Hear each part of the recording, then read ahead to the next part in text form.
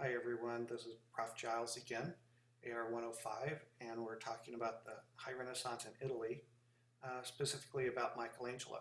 And the ending of the last video, I'm not really happy with that. So I'm going to go back a little bit and go through some of these quickly, but maybe a little bit more slow. Talking about some of Michelangelo's works after the David. This was actually created about the same time as David. Let me find, yeah. So David is about 1501, 1504. About that same time, he's creating this piece, which became famous with the movie The Monuments Men, the Bruges Madonna.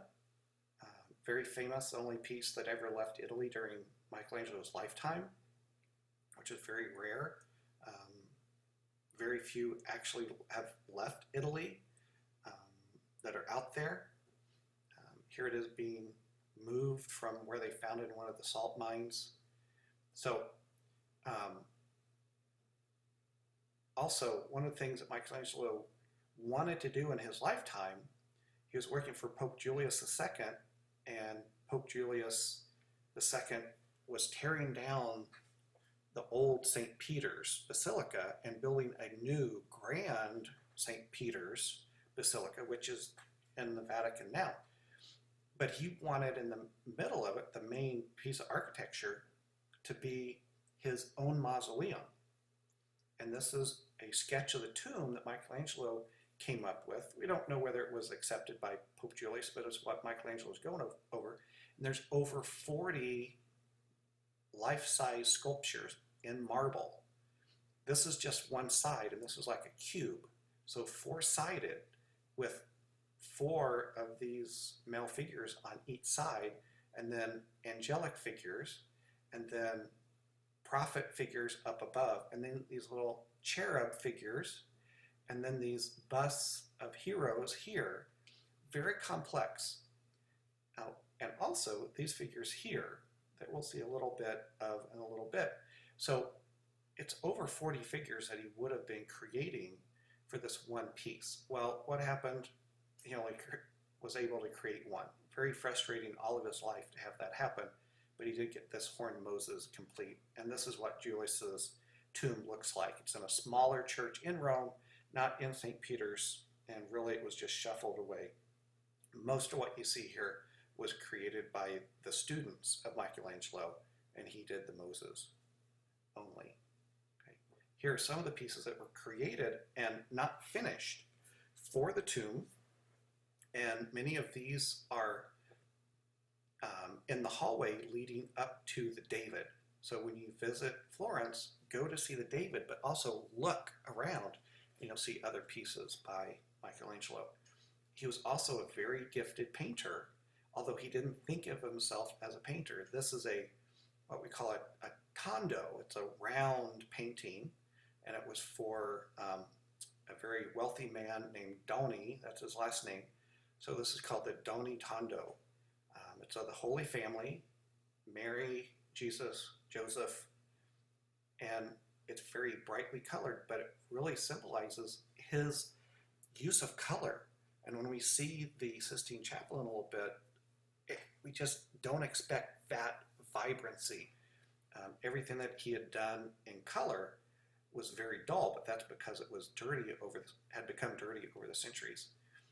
Hopefully this image here, you can see just the vibrancy that his work has.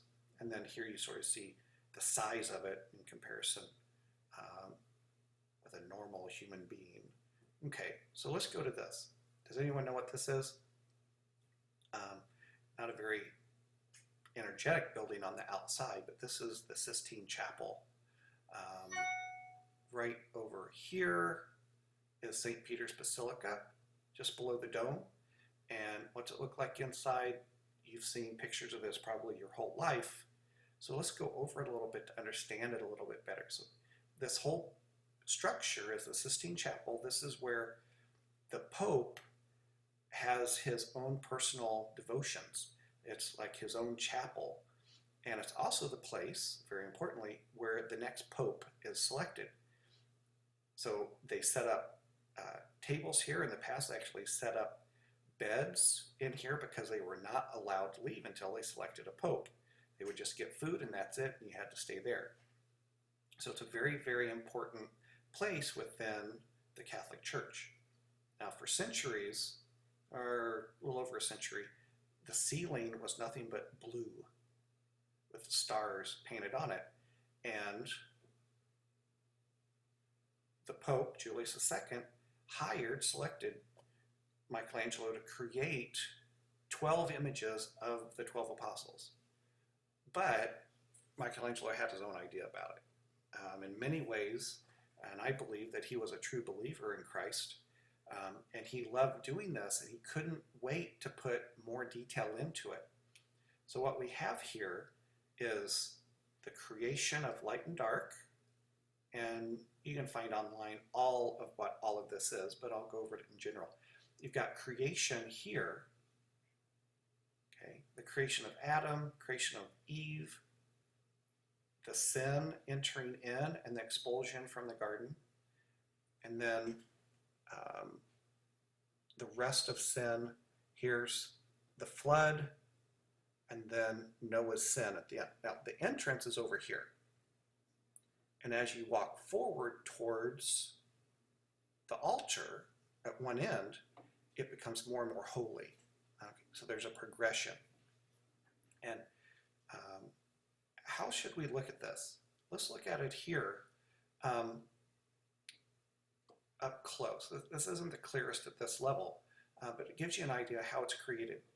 Nothing that you see here is actual architecture except for these triangles, that triangle in the corner, that, and that. Everything that you see here is painted in fresco, so on wet plaster. So these are not real columns. That's painted. So we have a main figure, either a female or a male figure. The male are prophet, the females are sibyls, Greek prophetesses in a way. So it's a mixture of the pagan and the holy, but they're binding it together in humanism, but it's more of a positive humanism than what we see today. That's a whole nother argument and topic. So what he does, he has those on the outside between two columns. On each column there are cherubs that are mirror images of each other side to side. So that mirrors this one. On top of the columns are these, what they're called inudi, which are nude male figures in twisted, contorted poses. He's really exploring lighting and the human body. Between them are bronze shields that they're lifting up with pieces of fabric and supporting. Between, or actually with each one of the prophets, there are two cherubs that are living, that are like helpers, that sometimes you can see and sometimes you can't. And then in the middle here, we see between the inudi here, there's a small image with an image painted in the middle. So it's almost like a framework. So you have a frame, another frame, and then inside is the artwork. And then beside it, in between, you have a larger piece of artwork like a grand painting. So if we go back to this, we can see small, large, small, large, small, large, small, large, small, large. Okay, now organization here. You've got all of this is from Genesis. You've got in the middle the story of Genesis from creation to the flood and the sin of Noah, ancestors of Christ pointing inward, and then you have the prophets or the sibyls pointing outward. Oops.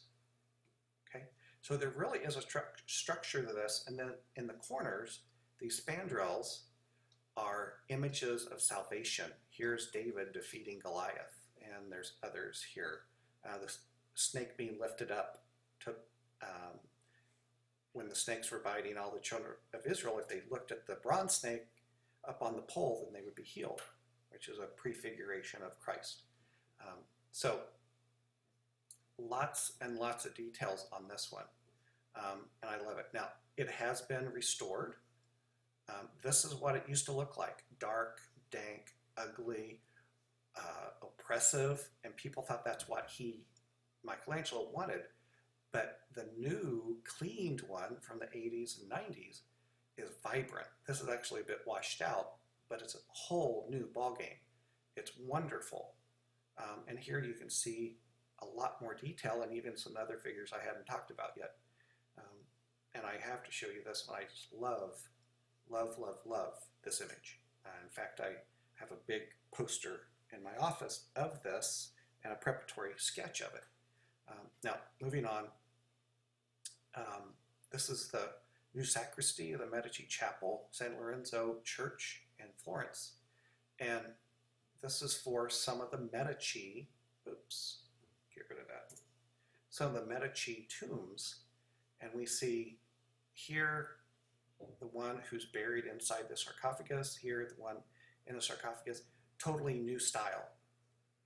Nothing like this had been created ever before. If you look back at the sketches of, or the sketch of the tomb for Julius, he brings in some of those images to these other pieces that he's creating. It's not for the big tomb, why not do it for these other tombs? Now, here's a little piece that is actually in Russia. I love this. When I was in St. Petersburg in '93, at the Hermitage Museum, I came upon this and was just mesmerized by it. Actually seeing it today, it's a little bit more rough than what I remember, but you really see how Michelangelo created it. You can see the chisel marks in the process. And he also did, well, let's go back here. This is very important. The sack of Rome in 1527. Remember I talked about the King of France coming down to attack Naples. Well, along the way, the Pope got in the way, basically. And the French armies who had hired mercenaries from Germany entered Rome, and a lot of those Germans were supposedly Christian in Protestant Germany, and they attacked everything that was Catholic, and it was horrendous. Days and days and days of raping and pillaging, and that's being very specific in that language because it happened. Horrible things happened, and it really was the coming down, the breakdown, the fall of the High Renaissance, the great undertaking of looking for everything that was good and holy, and we can do anything we want. Attitude was gone because Rome was just a smoking ruin in many respects. So thousands of people killed, disease afterwards, so it really was a horrible time. But in 1541, years later, another pope asked Michelangelo to come back and do another fresco on the wall of the Sistine Chapel above the altar, which this is, in many respects, one of the most holy places in the Catholic Church. So he creates a Last Judgment, which the Last Judgment is a standard image that is done as altars and on walls in churches. So this is not brand new, but he brings something new to it. So very quickly here, we see Jesus in the middle with Mary, his mother, underneath his arm. And look at his pose. What does he look like? It's a combination of the Laocoon with the arm up, the muscles, and being combined with the Belvedere torso. If you go back and look at it, the muscles are all there. That's very typical, very, very typical of Michelangelo. And then he's about ready to call judgment down on the sinners. Okay, I've taken up almost the whole 15 minutes, but I'll finish with them by running through some of these things that are Michelangelo. Oh, by the way, he did do the dome of the St. Peter's Basilica, and he was the main architect that finished up St. Peter's Basilica. So he's not only a sculptor and painter, he is an architect that is absolutely wonderful. This is what he created for the floor plan, but after he died, they took this wall and moved it about 100